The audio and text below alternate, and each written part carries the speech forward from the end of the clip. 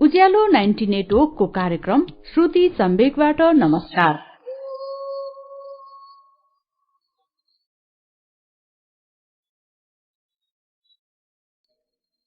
उज्यालो 90 नेटवर्कमा हरेक मंगलबार र शुक्रबार राति 9:15 बजे कार्यक्रम श्रुति सम्वेक प्रसारण हुन्छ। देशभरिका 17वटा एफएम रेडियो स्टेशनहरूबाट एकैसाथ प्रसारण भइरहेको कार्यक्रम श्रुति सम्वेकमा हामी वरिष्ठ साहित्यकारहरूका उत्कृष्ट गद्यहरू वाचन गर्दछौं। श्रुति सम्वेकको आज शुक्रबारको श्रृंखलामा विश्व प्रसिद्ध साहित्यकार मैक्सिम गोर्कीको एउटा लामो कथा लिएर आएका छौं। मैक्सिम गोर्कीको रातदा र जोबार शीर्षकको कथा आजको श्रुति सम्वेकमा सुन्छौं। यो कथा हामीले मैक्सिम गोर्कीका उत्कृष्ट कथाहरू संग्रहबाट लिएका छौं। यसलाई मधुसूदन पाण्डेले नेपालीमा अनुवाद गर्नुभएको छ। पैरवी प्रकाशनले यो संग्रहलाई बजारमा ल्याएको हो। गोर्कीको वास्तविक नाम एलेक्सी मैक्सिमोविच पेस्कोभ हो। मैक्सिम गोर्की उहाँको साहित्यिक नाम हो। रुसी साहित्यमा गोर्कीको ठूलो योगदान छ। उहाँले लेख्नु भएको आमा उपन्यास सन् 1907 मा प्रकाशित भएपछि उहाँ विश्व प्रसिद्ध लेखक हुनुभयो। आमा बाहेक द लोअर डेफ्ट, गेडियम आदि मैक्सिम गोर्कीका अरू कृति पनि विश्वका विभिन्न भाषामा अनुवाद भएका छन्। मैक्सिम गोर्कीको कथा रातदा र जोबारको नेपाली अनुवाद अब सुनौ अच्युत घिमिरेबाट।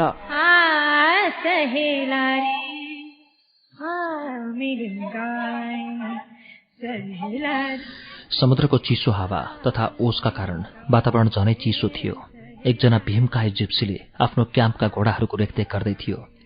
चिसो र सिरिटो लाग्ने हावा उसको कोटको छेउबाट भित्र पसी उसको नाङ्गो छातीमाथि निर्मम थप्पड हान्दै थियो। तर यो सबैबाट बेखबर भएझै गरी आफ्नो विशाल पाइपबाट लगातार धुवाँ तान्दै आफ्नो नाक र मुखबाट छोड्दै थियो।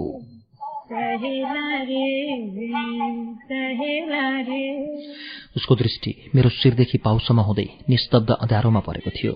ऊ आफूलाई त्यो चिसो हावाबाट बचाउने अलिकति पनि कोसिस गरिरहेको थिएन, बरु एकहोरो बोलिरहेको थियो। ऊ भन्दै थियो, ए तिमी दुनियाँको धुलो खाँदै किन घुमिरहेका छौ? निकै राम्रो बाटो रोजेछौ तिमीले बच्चा। घुमी घुमी दुनियाँ हेर र जब मन लाग्छ तब आँखा बन्द गरी बस। उसका कुरा सत्य थिएनन्, किनकि ऊ आफ्नै तालमा बोलिरहेको थियो र मेरो समस्यादेखि बेखबर थियो। ऊ भन्दै थियो, जीवन, सङ्गी, साथीभाइ, यी सब कुराको के को चिन्ता? के तिम्रो आफ्नै कुनै जीवन नै छैन? जहाँसम्म तिम्रा साथीभाइको कुरा छ, उनीहरू त तिमी बिना पनि हर वखत मोजमस्तीमा छँदैछन् र बाँकी समय पनि त्यसै गरी गुजार्ने नै छन्। के तिमी वास्तवमा यो ठान्छौ कि कसैलाई तिम्रो आवश्यकता छ? तिमी न त रोटी हौ न लट्ठी, भने कसैलाई तिम्रो के आवश्यकता?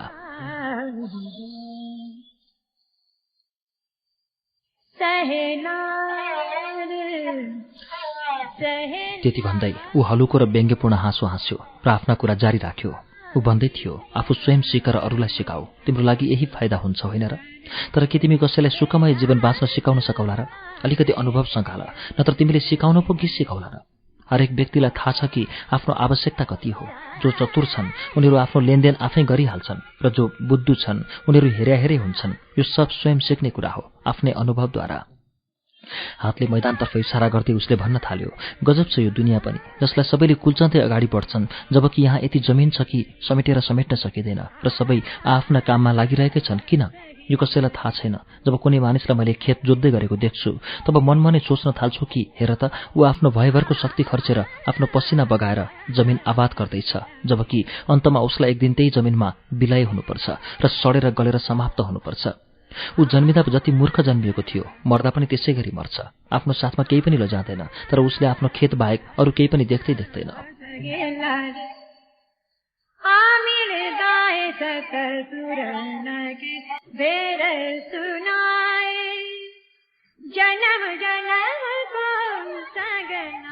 उसले के यसैका लागि जन्म लिएको थियो कि बाँचुन्जेल जमिन खोती जोती खनिरहोस् र स्वयं आफ्ना लागि चिहान खन्नेसम्मको जमिनको व्यवस्था नगरी यो संसारबाट बिदा होस्?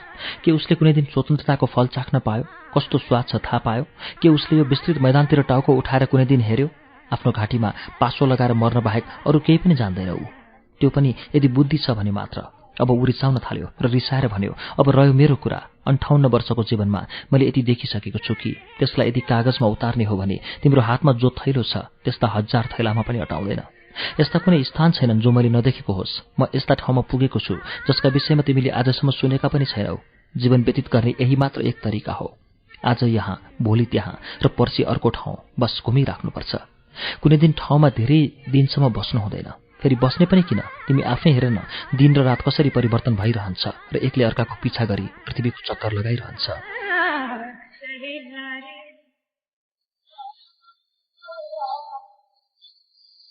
तिमी उमङ्गका साथ बाँच्न चाहन्छौ भने आफ्नो विचारलाई हाँकिरहनुपर्छ। यो निश्चित मान कि जीवनको उल्लास त्यहीँ गएर समाप्त हुन्छ जहाँ मानिसले जीवनका बारेमा धेरै सोच्न थाल्छ। म पनि कुनै दिन त्यस्तै गर्थेँ। जब म गालिसियाको जेलमा थिएँ त्यति बेला मैले प्राय यही सोचिरहन्थेँ कि मेरो जन्म नै किन भयो होला। जेलमा बन्दी जीवन बिताउनु कत्रो ठुलो त्रासदी हो त्यो थुनिनेलाई नै थाहा हुन्छ। म जतिखेर पनि झ्यालबाट जेल बाहिरको खेतमा हेर्थेँ तब मलाई कुनै शैतानले लुचिरहेको जस्तो लाग्थ्यो।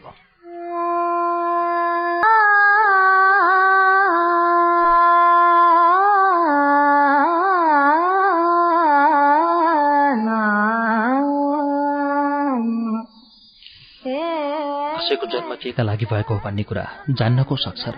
फेरि यस्तो प्रश्न गर्दा पनि गरिँदैन। बाँच र बाँच्नका लागि आफ्नो भाग्य बनाऊ। यो धरतीमा खुब घुम, जे जति देख्न सक्छौ देख, तब तिमीमाथि दुःख सवार हुने नै छैन। एकपटक त म जीवनदेखि निराश भएर आफ्नै पेटीले घाँटीमा बाँधेर आत्महत्या गर्ने प्रयास समेत गरेको थिएँ।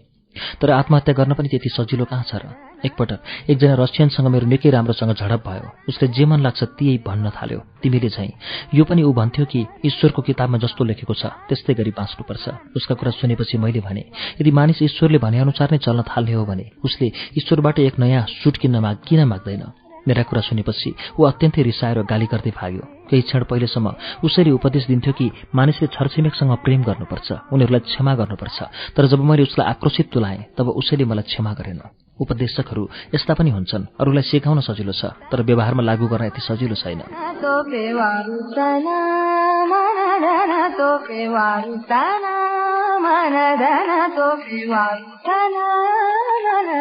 यति भन्दै उसले आगोमा फुक्यो र चुपचाप लागेर आफ्नो पाइप तान्न थाल्यो। हावा बिस्तारै लागिरहेको थियो। अँध्यारोमा घोडाहरू हिँडिरहेका थिए। जिप्सी क्याम्पमा मधुरो स्वरमा गीत गुन्जिरहेको थियो जसलाई एक जिप्सी नारीले गाइरहेकी थिए। उसको स्वर म चिन्दथेँ। उसले चाहे गीत गाओस् या कसैलाई अभिवादन मात्र किन नगरोस्, उसको आवाजमा एक प्रकारको असन्तोष मात्र झल्किन्थ्यो। आगोमा तातेको तामा जस्तो रातो उसको अनुहारमा सदैव एक अल्लारेपन देखिन्थ्यो र उसका काला आँखाको छायामा उसको असीम सुन्दरताको चेतना र आफूभन्दा भिन्न वस्तुप्रति घृणाभाव झल्किन्थ्यो। जिप्सीले आफ्नो पाइप मेरो हातमा राखिदिँदै भन्यो, लौ पाइप ताना, आहा कति मिठो गाउँ छे, हो कि होइन भन त? के तिमी यो चाहन्नौ कि यस्तै कुमारी कन्याले तिमीसँग प्रेम गरोस्? उसो भए यो त तिम्रा लागि झनै राम्रो भयो, किनकि नारीमाथि कहिले विश्वास गर्नु हुँदैन र उनीहरूदेखि टाढै रहनुपर्छ।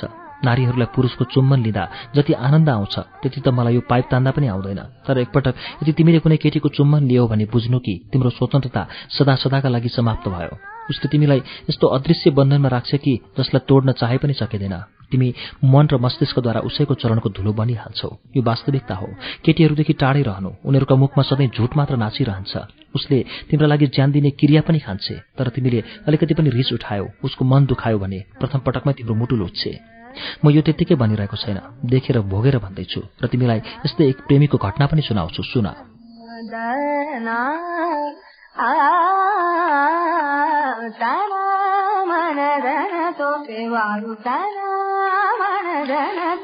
यो एक जिप्सी केटाको कहानी हो जसको नाम लोईको जोबार थियो। ऊ अत्यन्तै साहसी र वीर केटो थियो। डरको परिभाषै उसलाई थाहा थिएन। हंगेरी, बोलेभिया, स्लाभोनिया, समुद्र तटीय सबै देशमा टाढा टाढासम्म उसको ख्याति फैलिएको थियो। कुनै पनि यस्तो गाउँ थिएन जहाँ कुनै न कुनै जोबारको दुश्मन नहोस्, तर पनि कसैले उसको केही बिगार्न सक्दैनथ्यो। कहिले कुनै घोडा उसको नजरमा परेमा फौजका पल्टनले पनि उसलाई रोक्न सक्दैनथ्यो। ऊ त्यो घोडामाथि चढेर गायब भइहाल्थ्यो। जोबारको दुस्साहसका अगाडि कोही पनि टिक्नै सक्दैनथ्यो। यदि स्वयं शैतान नै पूरा दलबलका साथ उमाथि धावा बले पनि केही बिगार्न सक्दैनथ्यो। जिप्सीहरूको कुनै क्याम्प यस्तो थिएन जसले जोबारलाई नचिनोस् या उसका बारेमा नसुनेको होस्।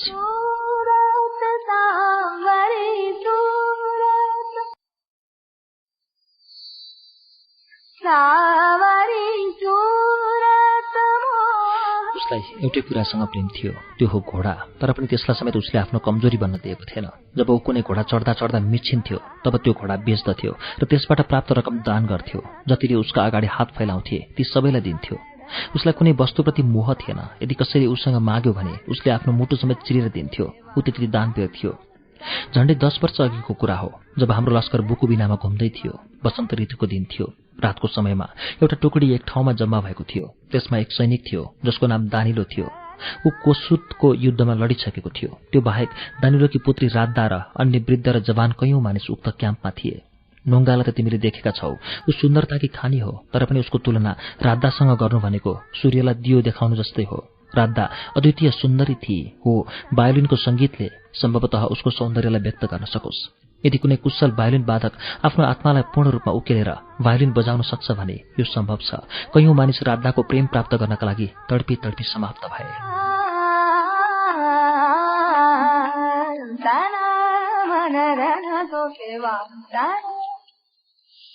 एकपटकको कुरा हो, मोराबियाको एक धनी वृद्धाले उसलाई देखेर आश्चर्यचकित भएका थिए।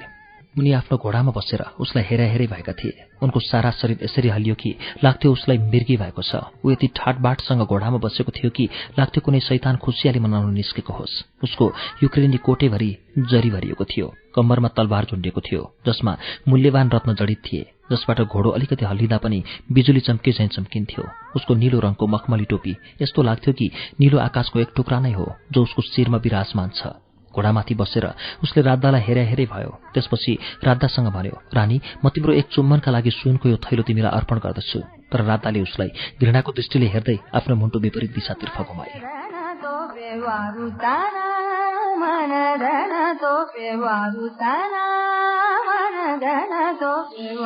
त्यसबाट पनि त्यो धनी बुढाले हरेस खाएन र फेरि नम्र हुँदै भन्यो, सुन्दरी, यदि मैले तिम्रो अपमान गरेको भए म क्षमा चाहन्छु, तर कमसेकम एक मुस्कान त मलाई दिन सक्छौ नि। त्यति भन्दै उसले आफ्नो सुनको थैली राधाको चरणमा फ्याँकिदियो। थैली निकै गरुङ्गो थियो, तर राधाले लात्ताले हिर्काएर त्यो थैली हुर्याइदिए र उसको मुखै नहेरी त्यहाँबाट हिँडी। त्यसपछि त्यो धनी बुढो रिसले आगो भयो, आफ्नो घोडालाई चाबुक मार्यो र धुलोको बादल उडाउँदै त्यहाँबाट हिँड्यो। तर भोलिपल्टै त्यो फेरि आइहाल्यो र ठुल्ठुलो स्वरमा चिच्याउँदै भन्न थाल्यो, को हो यसको बाउ? उसको आवाजले क्याम्पै हल्लियो। त्यति भन्दै ऊ अघि बढ्यो। क्याम्पबाट दानिलो निस्कियो। बुढाले भन्यो, आफ्नी कन्या मलाई दिए, म मागे जति दिन्छु। दानिलोले भन्यो, बिक्री गर्ने काम त धनीहरू गर्छन्, सुँगुरदेखि आफ्नो आत्मासम्म बेच्छन्, तर म कोचुतको युद्धमा लडेको मान्छे हुँ र बिक्री गर्ने काम गर्दिन।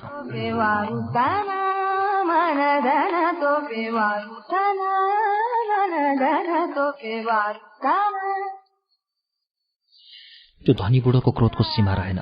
उसले तलवार समात्यो, तर त्यतिकैमा कुनै एक केटीले बल्दै गरेको अगुल्टो उसका घोडाको कानमा छुवाइदिए। घोडा चम्क्यो र मालिकलाई लिएर हावा समान दौडेर बेपत्ता भयो। मैले पनि आफ्नो क्याम्पमा उठाएर बाटो तताएँ। अचानक एक दिन मैले त्यो बुढोलाई मेरो पछि आउँदै गरेको देखेँ। उसले चिच्याउँदै भन्यो, मेरो कुरा सुन, म कसम खाएर भन्छु कि मेरो नियत खराब छैन। म यो केटीलाई आफ्नी पत्नी बनाउन चाहन्छु। मेरो सारा सम्पत्तिमा यसैको हक लाग्नेछ। यो त तिमीलाई थाहै छ कि म अत्यन्तै धनी छु।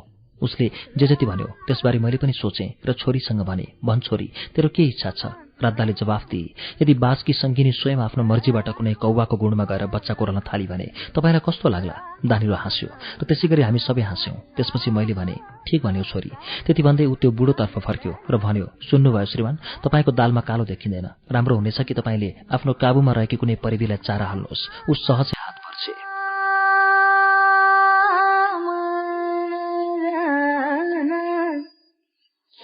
यति भनेर हामी आफ्नो बाटो लाग्यौं। त्यो देखेर त्यो धनी बुढोले आफ्नो टोपी शिरबाट तान्यो र भुइँमा जोडले पट्क्यो र तेज गतिमा घोडा दौडाउँदै कुलेलाम ठोक्यो। उसको घोडाको टापको आवाजले जमिन नै हल्लियो। त्यस्तै थिए त्यो राधा।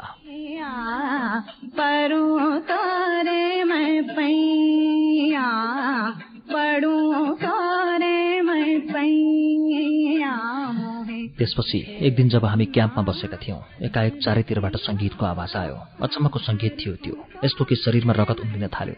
यस्तो लाग्थ्यो कि कुनै अज्ञात शक्तिले हामीलाई उतिर तान्दै लगेको थियो। त्यो संगीतले हामीमा एक यस्तो प्रचण्ड आकांक्षा भरिदियो कि हामीलाई लाग्यो जिन्दगीको चरम सुख मिलिसक्यो र अब उपरान्त बाँच्ने कुनै आवश्यकतै छैन। यदि बाँचियो भने पनि दुनियाँको स्वामी बनेर बाँचिनेछ। त्यतिकैमा अँध्यारोमा एउटा घोडा आयो। त्यसमा एकजना व्यक्ति सवार थियो। ऊ भायोलिन बजाइरहेको थियो। हाम्रो क्याम्पको आगो नजिक आएर ऊ रुक्यो र भायोलिन बजाउन बन्द गरी मुस्कुराउँदै मतिर हेर्न थाल्यो।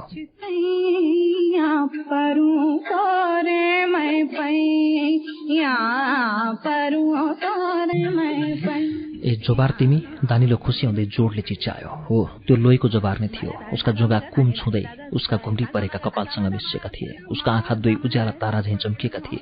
उसको मुस्कानमा सूर्यको धूपमा फूल फक्रिए झैं लाग्थ्यो। ऊ र उसको घोडा यस्तो लाग्थ्यो कि दुवै एउटै धातुलाई काटेर बनाइएका हुन्। उसको अनुहार रगत झैं रातो देखिन्थ्यो। जब हाँस्थ्यो उसका दाँत चम्किन्थे। वास्तवमा म जति अभागी कोही थिएन, किनकि उप्रति मेरो त्यति प्रेम जागेको थियो जति म स्वयंलाई गर्दिन थिएँ। तर उसले चाहिँ मतर्फ हेर्दा पनि हेरेन। विश्वमा यस्ता मानिस पनि छन् जसलाई तिम्रो आँखाले देख्न साथ तिमी उसको दास भइहाल्छौ। यसमा लाज लाग्नुपर्नेमा तिमी उल्टै गर्व गर्छौ। यस्तो लाग्छ कि उसको उपस्थितिले तिमीलाई एकपटक माथि उठाइदियो, तर त्यस्ता व्यक्तिको संख्या त्यति धेरै छैन।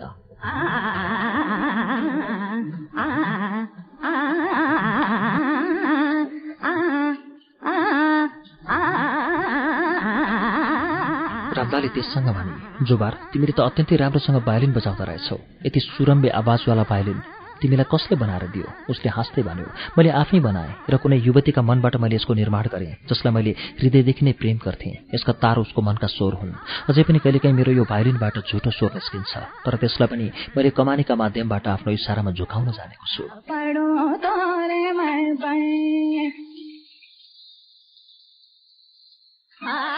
पुरुषहरू सधैँ यो प्रयत्न गर्छन् कि आफूप्रति चाहना जगाएर केटीहरूको नजरलाई धुमिल बनाउन सकियोस्। यसरी उनीहरूले केटीका नेत्रबाणबाट आफ्नो मनको रक्षा गर्छन् र जेबारले पनि त्यस्तै गर्यो। तर उसलाई यो थाहा थिएन कि यसपटक उसको सामना कोसँग भयो। राधाले मुन्टु घुमाई र हाई गर्दै भनी, मैले त सुनेको थिएँ कि जोबार बुद्धिमान र चतुर छ, तर एकदमै गलत रहेछ। त्यति भन्दै ऊ त्यहाँबाट टाढै भइहाली। जोबारले उतर्फ ध्यान नदिई भन्यो, साथीहरू राम्रै त हुनुहुन्छ, तपाईहरूसँग भेट्न मन लाग्यो र म आएको। दानिलले उत्तर दियो, राम्रै भयो आयो, मलाई अत्यन्तै खुसी लागेको छ। त्यति भन्दै उनीहरूले छाती मिलाए र केही बेर वार्तालाप गरी सुन्न गए। बिहान उठेर हेर्दा जोबारको टाउकामा पट्टी बाँधिएको थियो। के भयो भनेर सबैले सोद्धा उसले जवाफ दियो, राति सुतेका बेला घोडाले लात्ताले हिर्काइदिएकाले चोट लाग्यो।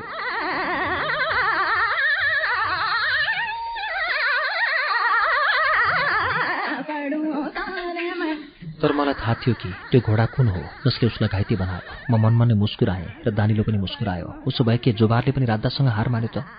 बिल्कुलै होइन। रूप जतिसुकै सुन्दर भए पनि उसको आत्मा सानो थियो र विश्वभरिका सुनले लादिए पनि सानै रहन्छ।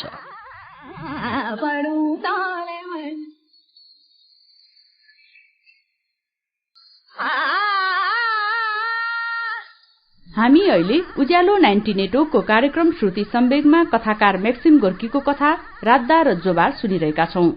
केही बेरपछि यसै कथाको बाँकी अंश लिएर आउँछौं। उज्यालो सुन्दै गर्नुहोला।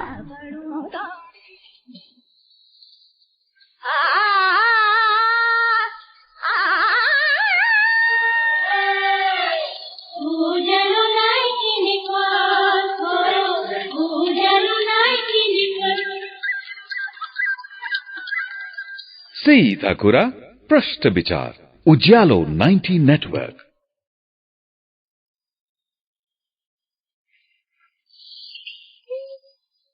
कार्यक्रम श्रुति सम्वेक तपाई अहिले उज्यालो 90 नेटवर्क काठमाडौँ सँगै इलाम एफएम, झापाको एफएम मेची ट्युन्स, बर्दिवासको रेडियो दर्पण, वीरगंजको Narayani FM, Hetauda FM, radio Chitwan र चितवनकै रेडियो त्रिवेणीमा सुनिरहनु भएको छ। त्यसैगरी तनहुको मादिसेती एफएम, फलेवासको रेडियो पर्वत, गुल्मीको रेडियो रेसुङ्गा, पाल्पाको श्रीनगर एफएम, पोखराको रेडियो तरंगमा पनि श्रुति सम्वेक सुन्दै हुनुहुन्छ। यस्तै रेडियो प्युठान, दाङको रेडियो मध्यपश्चिम, सल्यानको रेडियो राप्ती, सुर्खेतको रेडियो फेरी र जुम्लाको रेडियो कर्णालीबाट पनि अहिले एकैसाथ श्रुति सम्वेक प्रसारण भइरहेको छ। श्रुति सम्वेकको आजको श्रृंखलामा हामी मैक्सिम गोर्कीको कथा राधा र जोबारको नेपाली अनुवाद सुन्दैछौं। यसलाई मधुसूदन पाण्डेले नेपालीमा अनुवाद गर्नुभएको हो। अब सुनौ राधा र जोबारको बाँकी अंश।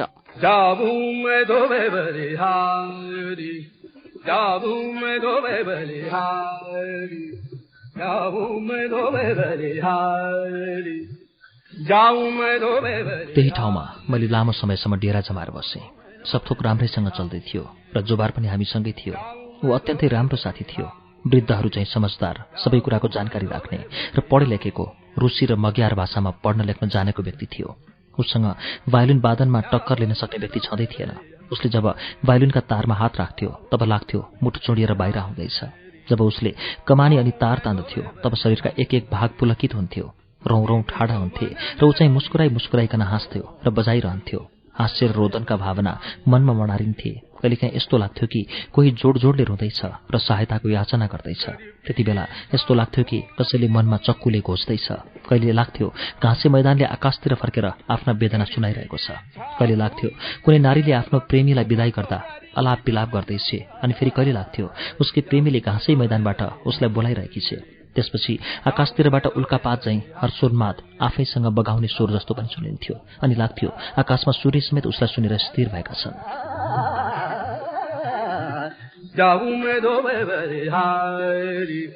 उसको सङ्गीत रौरौमा बस्थ्यो। यस्तो लाग्थ्यो कि अब मेरो कुनै स्वतन्त्र अस्तित्व नै छैन। यदि त्यो बेला जोबार चिच्चाएर आफ्ना चक्कु निकाल्ने हामीलाई आदेश दिन्थ्यो भने हामीमध्ये हरेकले आफ्ना चक्कु निकाल्थ्यौँ। जतातर्फ उसले सङ्केत गर्थ्यो त्यतै आक्रमण गर्न कुद्थ्यौँ। उसले हामीमध्ये जो कोहीलाई पनि आफ्नो औँलाको इसारामा नचाउन सक्थ्यो। यसरी हामी सबैले उसलाई मतलबै गर्दैनथे, बरु उल्टै उसको खिस्सी गर्थे। त्यसबाट उसको मनमा चोट पुग्थ्यो र दाँत किटकिटाउँथ्यो। आफ्नो जुङ्गाको रौँ तान्थ्यो। उसका आँखा कुवाभन्दा पनि गहिरा हुन्थे। रातमा ऊ टाढाको घाँसे मैदानसम्म पुग्थ्यो र उसको भायोलिन बिहान उज्यालो हुँदासम्म विलाप गरिरहन्थ्यो। ऊ यो प्रेममा फसेर आफ्नो गुमेको स्वतन्त्रताप्रति टाउको उग्रिन्थ्यो। हामी पल्टी पल्टी उसको विलाप सुन्थ्यौँ र मनमा नै सोच्थ्यौँ, हे ईश्वर, के हुँदैछ? र हामीलाई थाहा थियो जब दुईवटा ढुङ्गा एकअर्कातर्फ गुड्छन् तब त्यहाँ जो आउँछन् ती सबै थिचिन्छन्, मिचिन्छन्।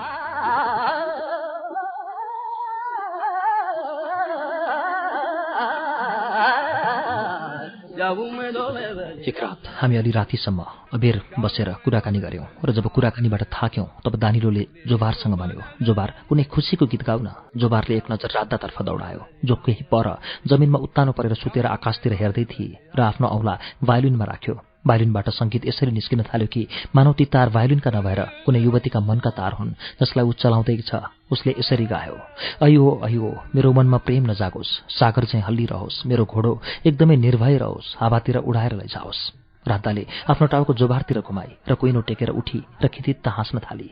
जोबारको अनुहार रातो भयो तर पनि गाना जारी नै राख्यो।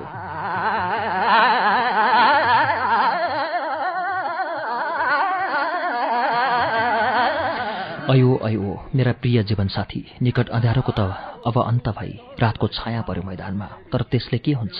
नाप्नेछौँ हामी आकाशको उचाइ अनि स्वागत गर्नेछौँ दिनको। दौडाऊ अब आफ्ना घोडा जो हुर्किँदैछन् सुविस्तृत मैदानमा। तर हेर त चन्द्रमा जस्ती सुन्दरीको अनुहार भट्की नहाल्नु है तिमी, अनि नभुल्नु स्वागत गर्न किरणको। गरीब की इच्छा पूरा न करा दो तुम तो गरीब अति सुन्दर गीत थियो। आजभोलि यस्ता गीत दुर्लभ भएका छन्। तर राधा बिस्तारै सानो स्वरमा फुसफुसाउँदै भन्न थाली, तिम्रो स्थानमा यदि म हुन्थे भने यसरी कहिले आकाशमा घोडा दौडाउने थिइन। यदि टाउको बलमा लड्यौ भने तिम्रा ती सुन्दर जुगा खराब हुनेछन्।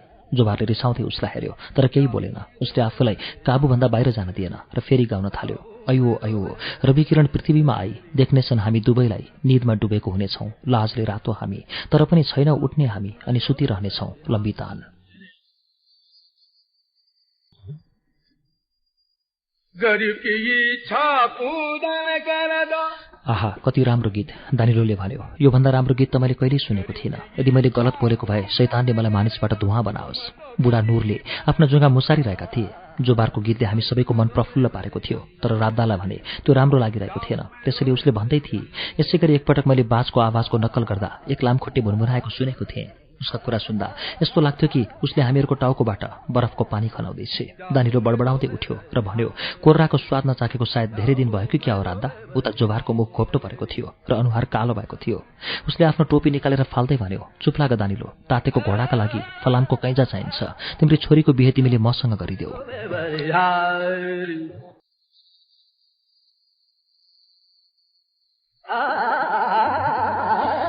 के भन्यो तिमीले? दानिलो मुस्कुरायो। लैजाऊ यदि तिमी लैजान सक्छौ भने।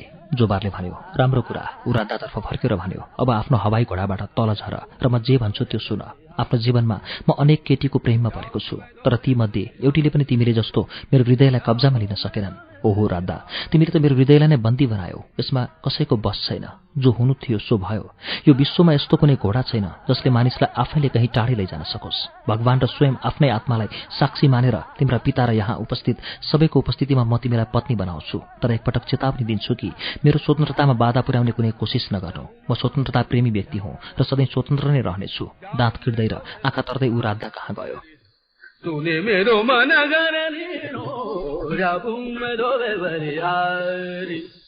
जाऊं मैं धोबे बलिहार। मैले उसले राधातिर हात फैलाएको देखेँ र सोचेँ आखिर राधाले सविस्तृत मैदानको यो जङ्गली घोडाको मुखमा लगाम हालि नै दिए। तर त्यतिकैमा एकाएक जोबारका हात फैलिए र उसको टाउको जमिनमा गएर बज्रियो।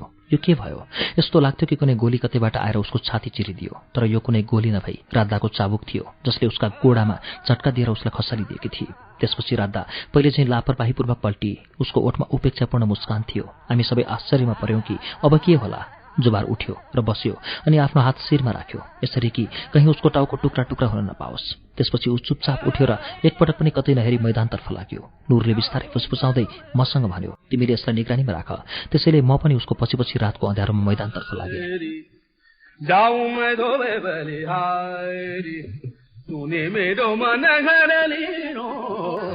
त्यसपछि त्यो जिप्सीले आफ्नो पाइपबाट खरानी खुर्केर फाल्न थाल्यो र त्यसमा फेरि तमाकु भर्न थाल्यो। मैले आफ्नो कोट तानेर त्यसलाई टाउकातिर लगी जमिनमा पल्टेँ। यसरी घाम र हावाबाट बस्न तम्बु टाँगे चाहिँ गर्दा उसको वृद्ध अनुहार झनै राम्रोसँग देखिन्थ्यो। ऊ मनमा नै केही बडबडाइरहेको थियो र आफ्ना कुरा बलियो पार्नका लागि गम्भीरताका साथ टाउको हल्लाउँथ्यो। उसलाई देख्दा मलाई एउटा पुरानो ओक वृक्षको सम्झना भयो जसमा चिर्को परेको थियो, तर पनि त्यो अझै बलियो र शक्तिशाली छँदै थियो। त्यही शक्तिका बलमा ऊ अझैसम्म शिर उच्च पारेर उभिएको थियो।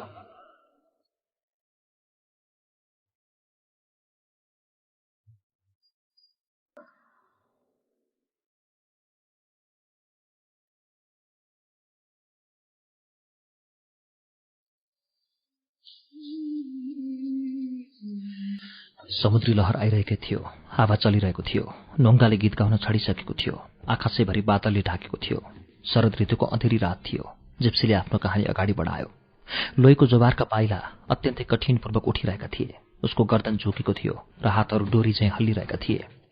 एउटा सानो धाराको तटमा पुगेर ऊ एउटा ढुङ्गामा बस्यो र उसको मनबाट एउटा पीडा व्यक्त भयो जसबाट मेरो मन अत्यन्तै व्यथित भयो। तर पनि म ऊ नजिक गइन। शब्दबाट के मानिसको मनको दुःख हल्लुको हुन्छ? हुँदैन, म त यसलाई बेकार ठान्छु। ऊ त्यहाँ बसी बसी 1 घण्टा, 2 घण्टा, 3 घण्टा बितायो। बसी बसी कहीँ हिडडुल नै नगरी 3 घण्टा बितायो।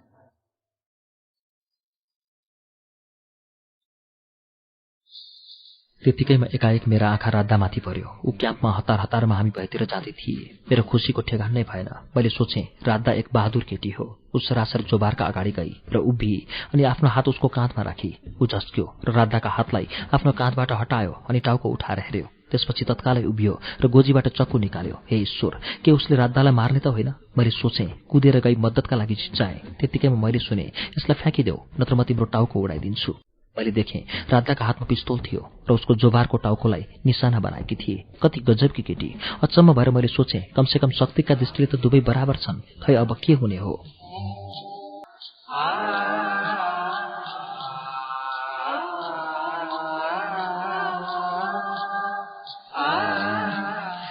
म तिमीलाई मार्न होइन, सम्झौता गर्न भनी आएकी थिएँ। पिस्तोल आफ्नो पेटीमा बाँध्दै राधाले भनी, आफ्नो चक्कु टाढै फ्याँकिदेऊ। जोबारले चक्कु फ्याँकिदियो र आक्रोशित नजरले राधातिर हेर्यो। चोट खाएका जंगली पशुले झैं दुवैले एकअर्कालाई हेर्न थाले। दुवै सुन्दर र बहादुर थिए। रूपौलो चन्द्रमा र म बाहेक कसैले पनि उनीहरूलाई देखेको थिएन। राधाले भनी, सुन जोबार, म पनि तिमीलाई प्रेम गर्छु। जोबारले कुम माथि उठायो मात्र, अरू कुनै प्रतिक्रिया व्यक्त गरेन। राधाले भनी, हेर जोबार, अनेक पुरुषसँग मैले सम्बन्ध राखेँ, तर तिमी ती सबैभन्दा सुन्दर र बहादुर छौ। यदि मैले अलिकति पनि इशारा गरेकी भए ती सबैले आफ्ना जुङ्गा खौरिन र मेरो पाइतालाको धुलो चाट्न तयार हुन्थे। तर म त्यसो किन गरौँ? मलाई पुरुषबाट महिला बन्न अलिकति पनि समय लाग्दैन थियो। जिप्सीहरूमा अत्यन्तै कम वीर बचेका छन् जोबार, अत्यन्तै कम। अहिलेसम्म कसैसँग पनि मैले प्रेम गर्न सकिनँ। तर जोबार, म तिमीलाई प्रेम गर्छु। यदि प्रेम गर्छु कि आफ्नो स्वतन्त्रता भन्दा पनि बढी। तर यो पनि सत्य हो कि म तिमी बिना जीवित रहन सक्दिनँ। जसरी तिमी म बिना जीवित रहन सक्दैनौ, म चाहन्छु कि तिमी शरीर र आत्मैदेखि मेरो बन। सुनिरहेका छौ होइन त?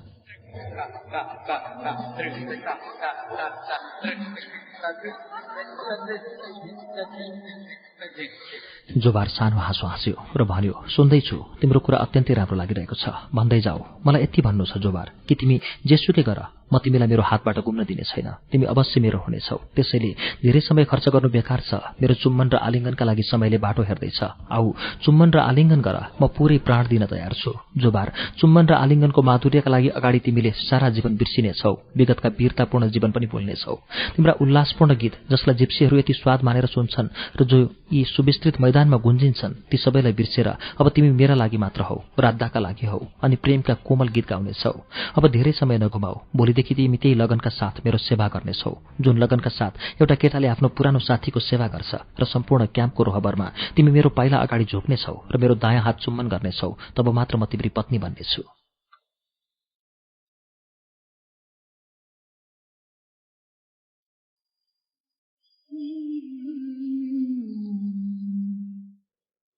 यस्तो थियो उसको मनको भेद। यस्तो कुरा मैले न कहिले सुनेको थिएँ न देखेको थिएँ। बुढापाकाहरूका मुखबाट सुनेको अवश्य थिएँ कि मोन्टेनेग्रोको बासिन्दाहरूमा प्राचीन कालदेखि यस्तो प्रथा प्रचलित थियो, तर जिप्सीहरूमा यस्तो प्रथा कहिले थिएन। त्यसपछि जिप्सीले फेरि भन्यो, तिमी नै भन मेरी प्रिया, योभन्दा रद्दी कुराहरू के हुन सक्छ? पुरा 1 वर्षसम्म मेरो दिमाग चाटे पनि तिमी यस्ता कुरा सोच्न समेत सक्ने छैनौ। त्यसपछि ऊ फेरि आफ्नै कहानीमा फर्कियो। जोबार कसैले तातो फलामले दागेको त्यस्तो व्यक्ति हो। उसको चिच्याहाट यस्तो व्यक्तिको जस्तो लाग्दैन थियो जसको मुटुमा कसैले छुरी हानेको होस्। त्यो चिच्याहाट पुरै मैदानभरि चुनिन्थ्यो। राधा काँप्न थाली, तर उसले त्यसलाई प्रकट हुन दिइन र भनी, उसो भए भोलिसम्मका लागि बिदा हौ, तिमी भोलि ती सब गर्नेछौ जो मैले तिमीसँग भन्यो। सुन्यौ त जोबार?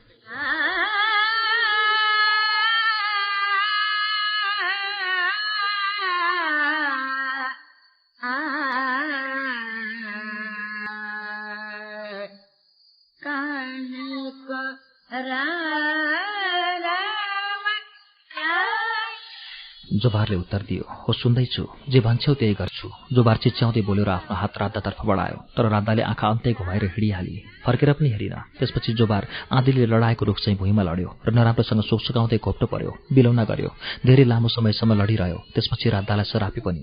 क्याम्पमा फर्केपछि जे जति भयो त्यो सबै मैले त्यहाँका वृद्धहरूसँग भने। हामीले मामिलामाथि सोचविचार गरेर तय गर्यौं कि अब के गर्ने।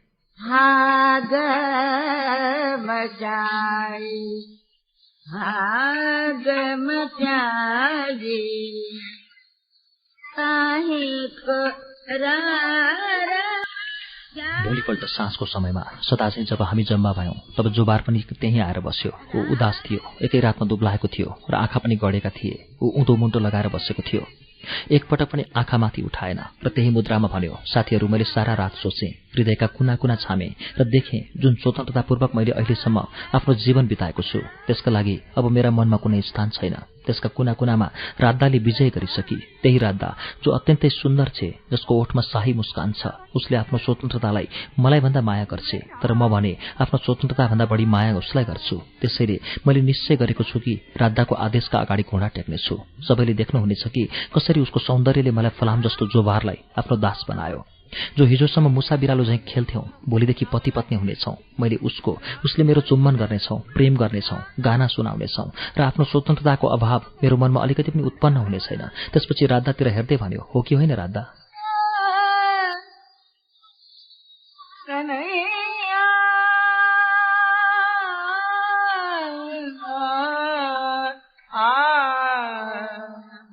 राधा केही नभुली आफ्नो गर्दन हल्लाई मात्र। त्यसपछि आफ्नो अगाडिको जमिनतर्फ इसारा गरी। मैले बुझ्नै सकिन कि यस्तो परिवर्तन भयो कसरी। मेरो मनमा आयो कि त्यहाँबाट उठेर कतै जाउँ, जसबाट गोबारलाई एउटी केटीका अगाडि चाहे त्यो राधा नै किन नहोस्, गोडामा गिरेको देख्नु नपरोस्। मलाई यो एक प्रकारको लाजमर्दो र दुःखको कुरा लाग्यो। लौ त अब ढिलो किन गर्ने? राधा हतारिएकी थिए। के को हतार? समय प्रशस्तै छ, यति धेरै कि तिमी मदेखि मिच्चिने छौ। जोबार हाँस्यो। उसको हाँसोमा चिसो फलामा झैं शक्ति थियो। उसले फेरि भन्यो, साथीहरू, सारा वृत्तान्त सुन्नुभयो, सबै अवगत गर्नुभयो। मेरा लागि यति मात्र देख्न बाँकी छ कि राधाको मन के वास्तवमै यति जिद्दी छ कि उनले यो सब गर्न बाध्य पारुन्। माफ गर्नुहोला, म उनको परीक्षा लिनेछु। राधा भुइँमा पल्टेकी छे र जोबारको चक्कु उसको छातीमा धसिएको छ। त्यो देख्दा म सुकेको काठ जस्तो भए।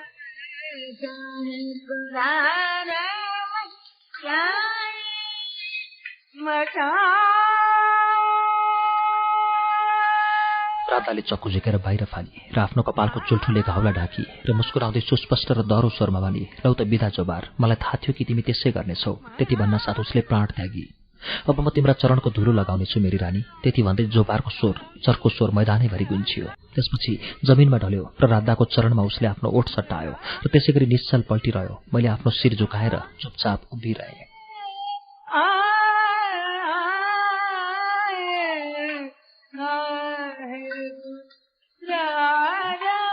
यस्तो बेलामा के नै भन्न सकिन्छ र? केही पनि सकिँदैन। नुर बडबडायो, पक्ड यसलाई र बन्दी बनाऊ। तर जोबारलाई बाँध्न कोही अगाडि बढेन। वास्तवमा उसलाई पक्रन सक्ने व्यक्ति कोही पनि त्यहाँ छँदै थिएन। त्यसैले नुर त्यहाँबाट हिँड्यो। दानिलोले चक्कु उठायो, जसलाई राधाले फालेकी थिए। त्यसलाई एकछिन एकटक हेरिरह्यो। चक्कुको धारमा राधाको रगत अझै थियो। चक्कु हातमा लिएर दानिलो जोबार नजिक गयो र उसको पिठ्यौमा त्यो चक्कु रोप्यो। त्यो बुढो सैनिक दानिलो अरू कोही नभई राधाकै पिता थियो। धन्यवाद दानिलो, मेरो इच्छा तिमीले पूरा गरिदेऊ। दानिलोतर्फ फर्केर जोबारले स्पष्ट शब्दमा भन्यो। त्यसपछि उसको प्राण पनि राधा नजिकै गएर उड्यो।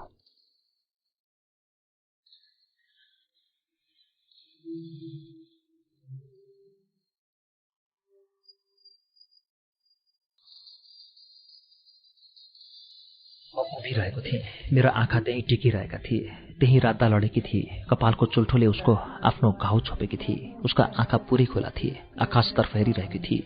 वीर जोबार राधाको चरणमा लडेको थियो। उसको कपालले उसको मुख ढाकेको थियो।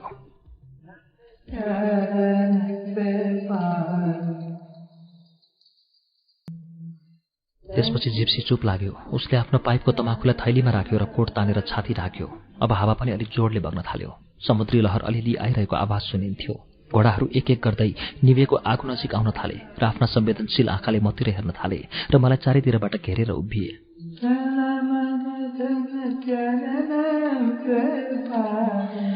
मेरा आँखामा निद थिएन। आँखाभरि जोबारको वीर आकृति घुमिरहेको थियो। उसको कालो र घुम्री परेको कपाल मुखै गरी थियो र कपालबाट बरफका अश्रुधारा बगिरहेका थिए। वर्षा तीव्र हुँदै गएको थियो। लाग्थ्यो जोबार र राधाको शोकमा आकाश रोइरहेको थियो।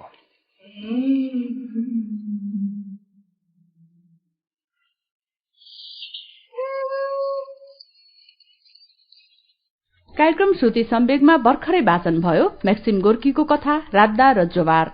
यसको वाचन सँगै आजको लागि श्रुति सम्वेगको समय सकिएको छ।